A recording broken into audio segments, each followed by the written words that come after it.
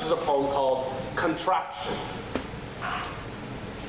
Honest self-scrutiny too easily mutates into false memory, which finds language a receptive host, boosted by boastful embellishments.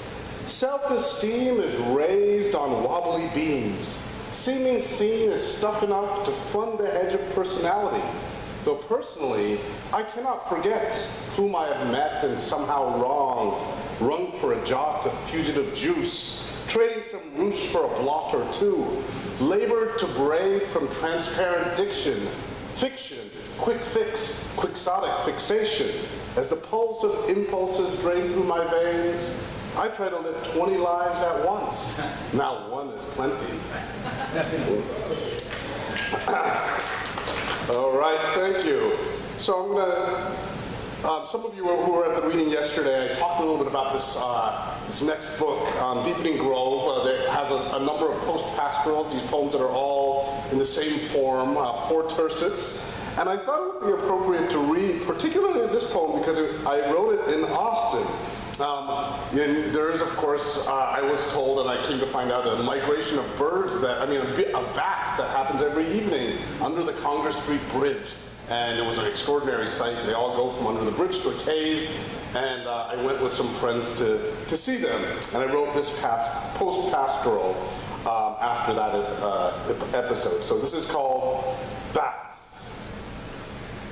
Gathered in trestle dark, colonial while day burns, clawed toes curl, chiropetra turned inward, the tires and feet crossing Congress remiss to its sleep until dusk begins to verge, the initiated to emerge in clumps that amass on the hillside and upon the bridge, hanging around until 1, then 3, then trickles that turn to runnels, fill an exiguous band of early evening with uncountable numbers. Divergent, highly patterned flight, diffusing in the far sky, carrying away pieces of us.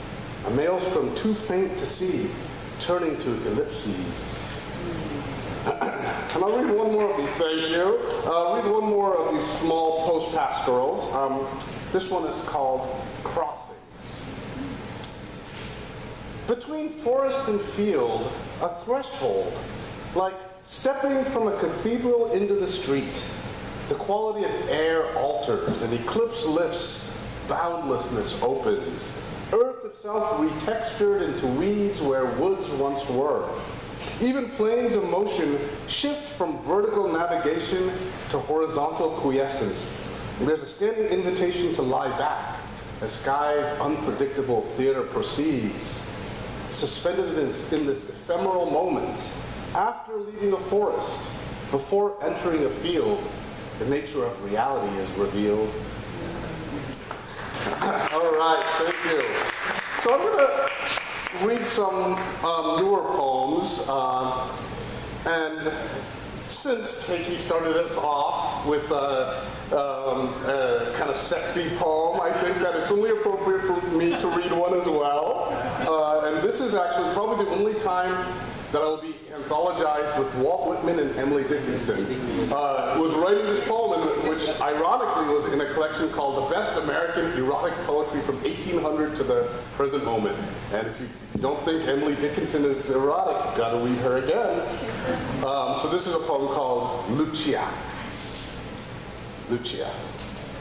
My hair, voluminous from sleeping in 6 different positions, redolent with your scent, helps me recall that last night was indeed real, that it's possible for a bedspread to spawn a watershed in the membrane that keeps us shut in our own skins, mute without pleasure, that I didn't just dream you into being. You fit like a fig in the thick of my tongue, give my hands their one true purpose, find in my shoulder a groove for your head, in a clinch you're clenched and I'm pinched, we're spooned, forked, wrenched, lynched in the chestnut by a mob of our own making, only to be resurrected to stage several revivals that arise from slightest touch to thwart deep sleep with necessities I never knew I knew, until meeting you a few days or many distant voluptuous lifetimes ago. Thank Thank you. So, yesterday when we were gathered at ACC, we were sharing poems around, and Lyman, who's in the back, read Christina. And so I thought I should also read. I mentioned it's a very masochistic form invented by the troubadour Arnaud Daniel, I think basically to vex and riddle his contemporaries. He was just, trying to make something so hard that no one would want to do it. And so I've tried to write a number of them, and they've all been unsuccessful. I think this is as close to a successful sestina as I have written. It's called Evidence. And so the way that the form works is that there are 6 stanzas, and the end word in each of those stanzas appears in a different spot in every subsequent stanza. And then there's an envoy, which is 3 lines that includes all 6 of those words. So it's kind of like a crossword puzzle, jigsaw puzzle in some way. So this is a sestina. It's called Evidence. Today in the outdoor stone fire pit, I put a match to an old draft of a poem that seemed well beyond repair, more to counter my gnawing pack-rat urge than to merge with Monet, who preferred to destroy his canvases rather than to allow his creditors to take possession of them, or Bulgakov, who burned his first draft of Master and Margarita, then burned it again in the novel when the master tries to match his rage at being rejected as an author. How to take the slings and arrows of fortune with grace is beyond me, though rarely do I feel any compulsion to destroy artifacts I've made, never having had to fight the urge of buying into others' perceptions. A different urge goes into the art of recovery, an impulse that burned in Luc Sante's mind after the NYPD would destroy old files by dumping them in the East River. Matchsticks might float, but those old stills sunk beyond retrieval, save for one last library card. He would take them circa 1914 to 1918 to illustrate lowlife, take the photos of dead bodies in tenements with an urge to turn them into art, to consecrate the corpses beyond the grave. Lit up by sulfurous flash powder that burned brightly, the shadow of ubiquitous tripod legs matched somehow the pallor of faces with slit throats. Destroy the evidence, preserve the proof. Preserve or destroy. Bolsheviks, tear down busts of czars. Christians, take over pagan temples.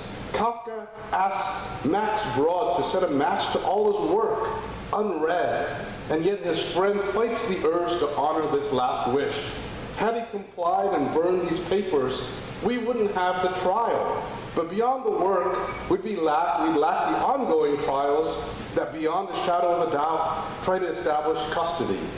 Destroy the work and Kafka won't turn into a commodity. Burned, he's neither Jewish, nor Czech, nor German. No take for Esther Hoff's daughters or Sotheby's. The urge to preserve might finally, in auction, have met its match.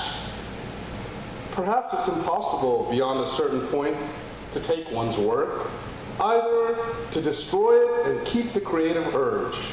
A question of loving more the burned wood or the match.